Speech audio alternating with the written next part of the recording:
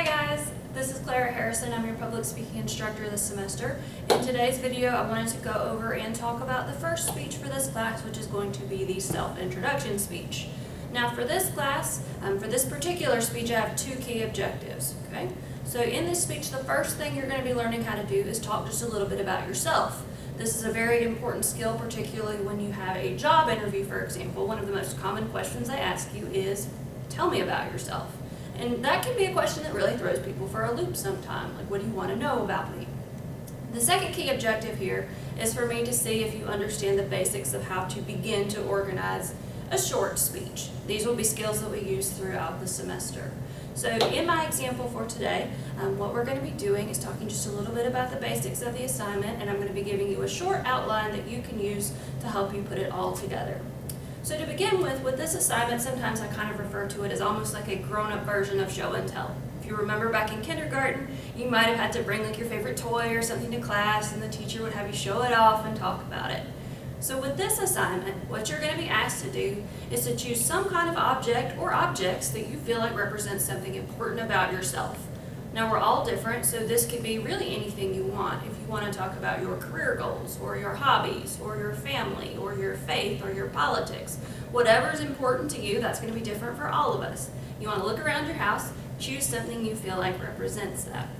So for me today, for example, I brought in my skateboard. I started learning how to skateboard this past summer, so I'm going to use this as my example in the video today as my object. Okay? But you can choose whatever you want, guitar, football, picture of your kids, your dog, whatever you want to choose. You're at home, feel free to pick something that represents you. So for this speech, what people tend to usually do is, if you choose one object to talk about. Sorry, I'm trying to adjust for the camera, guys. This is a little new for me too. I've never taught this class online before, so bear with me. If you're choosing one object to talk about for this assignment, you're probably going to pick a couple of aspects about it to speak on. So for me, for my example, if I'm talking about my skateboard, I'm probably going to talk about, for me, how this represents a new hobby I'm learning and how it represents perseverance. If you've ever tried to skateboard before, you fall down and you have to get back up. I've got some bruises and things, but you fall down and you get back up. So for me, that would be what this represents. So if you choose one object, a couple of things it represents. If you choose two objects, then you're going to talk about each one of those things separately. So for your first object, you're going to speak about what it means, and then you'll speak about your second object. Okay. So in the next couple of minutes, I want to give you just a short outline. This is going to show you kind of what I expect to hear in your speech, how I expect it to go. If you use this and follow this, it goes right along with my rubric for this assignment. Everybody wants to get a good grade, especially on the first speech. You follow this, you'll do a good job. All right, so let's get started. So there's an old song that says, let's start at the beginning, it's a good place to start. So with the introduction, we're going to talk about that first. So in the introduction of your speech, there are three key things that I expect from you. The first thing I want is for you to get our attention. Think about if you're watching a movie, for example. My dad is one of those people that if he's watching a movie on TV, if something doesn't blow up or something doesn't make him laugh in the first 5 minutes, he's probably going to assume it's not worth his time and cut it off. With a speech, you also want to do something that's going to hook us in and make us want to listen to you.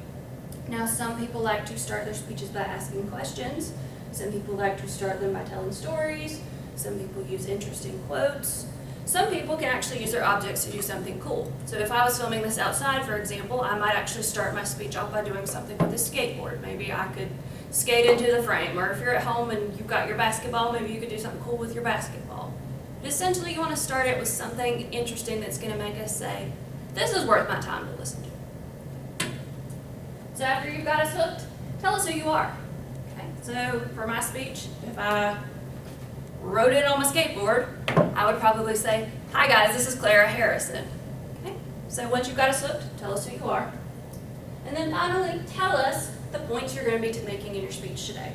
So tell us what you're going to talk about. Now this is an important skill because when you end up doing longer speeches, okay, so later in the semester or in your careers, you need to let us know what we expect to hear. Think about if you've been sitting in a class before and the class was like an hour. Maybe at the beginning of the class, the professor would tell you, in today's class, we're going to cover X, Y, and Z. That helps you know what to expect to hear throughout the course of the class. So in your speech, you're going to want to tell us what we can expect to hear so that we know what to listen out for. So again, if I were doing a speech about a skateboard, for my introduction, I would probably do something cool with it. I would say, hello, my name is Clara Harrison, and in today's speech, I will be discussing how the skateboard represents a new hobby I'm learning, and it represents perseverance. That way you would know 2 key things that I'm going to be talking about in my speech. You would know what to expect to hear. So I'm going to want to hear something like that in your speech that lets me know, as I'm sitting there grading it, what can I expect to hear you say. Okay? So again,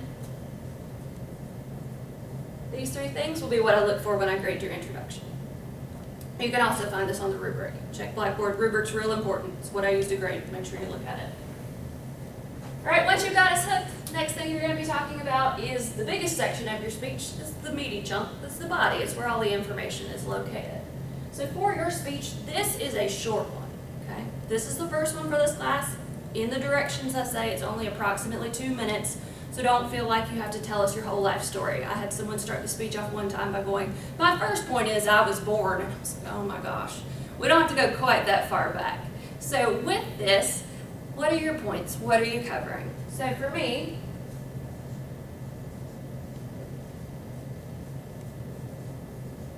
my first point I might make would be that this is a new hobby that I'm trying out. And I would talk about how this is something that over the course of the summer, and we were all, kind of in our quarantine, everything was shut down. This was something that I was learning how to do.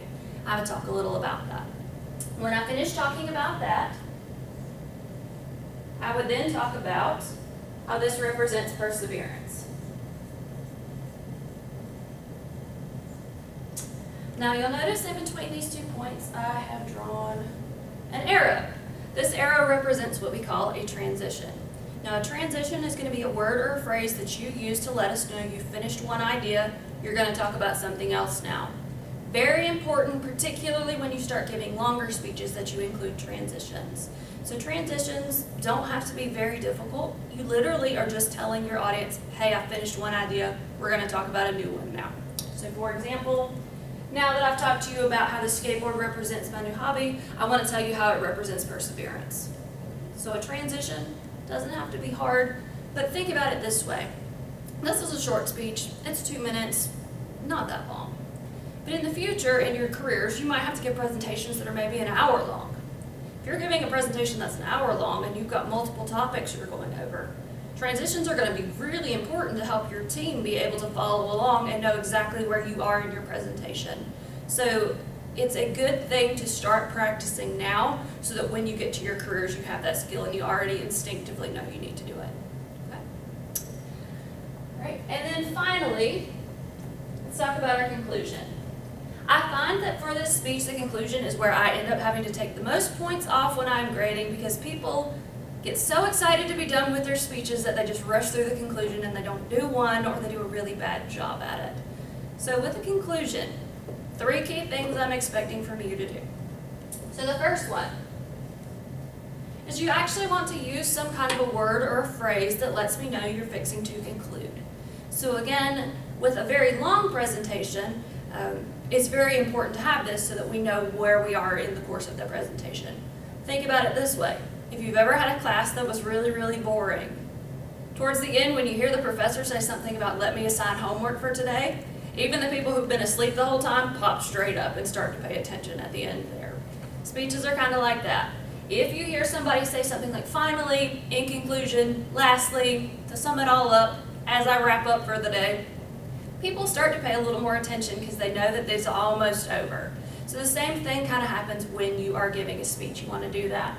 So you want to start your conclusion by saying something like, in conclusion, to sum it all up, as I wrap up, right? Lets it be real clear for me and your audience that you're ending your speech. All right, the second thing you want to do is summarize the points that you went over in your speech. So I would say something like, in conclusion, in my speech today, I talked about how the skateboard represents a new hobby I'm learning, as well as perseverance. Okay? You want to have a summary at the end, particularly as you're practicing for longer presentations. This is going to be a very important skill to have. Finally, the last thing you want to do is try to end it in some kind of a creative fashion. Think about movies, for example. Again, a lot of us, when we think about a movie, we remember how it ended. You want to think about something creative you can do. Maybe if I had my skateboard, I might try to do a trick to end it, or I could say something fun, or I could tell a joke. You just want to leave the audience with something that isn't dull, that kind of leaves them with a positive impression of you at the end. And you can be creative with how you do this. It's whatever you think up that you think might be a good idea to try. All right, one last thing I want to go over in this video real quick, and then I will wrap it up. So when I'm grading, again, you want to use this basic outline. I will post this on Blackboard. So that's the writing portion of the grade. For the delivery portion of your grade, there are 3 key things I look for this time. The first one is eye contact. Since you guys are recording this from home, you're probably not going to have a whole classroom full of people in front of you. So what I'm going to be looking for is that you're making good eye contact with your camera and that you aren't reading off your notes the whole time. You want to make sure you're looking at the camera. The second thing I'm grading for is going to be your body language. So for example, if you're making hand gestures, are they appropriate? Are they natural? Do they look right? Or are you someone that you fidget a lot with your object, or you scratch your head, or you play with your hair? This happens a lot with girls. We play with our hair. That's something you want to watch out for. And then the last thing I grade for is your voice. So I'm listening for things like, are you speaking loud enough? Are you speaking clearly enough for me to hear you? And are you trying to watch out for those vocal fillers, those things like ums, uhs, likes? A few of those are natural, but if every other word is like, that's something we want to work on this semester. So to wrap this video up, today we talked briefly about why you're doing this speech, a little bit about what I expect when we're writing it, and just briefly about some delivery things you'll want to look out for as you record it. At any point, if you have any questions about this, you have anything you want me to look out or anything you want to run by me, feel free to email me or call me in my office. I'm happy to answer any questions, and I look forward to hearing this speech from you soon. Bye guys.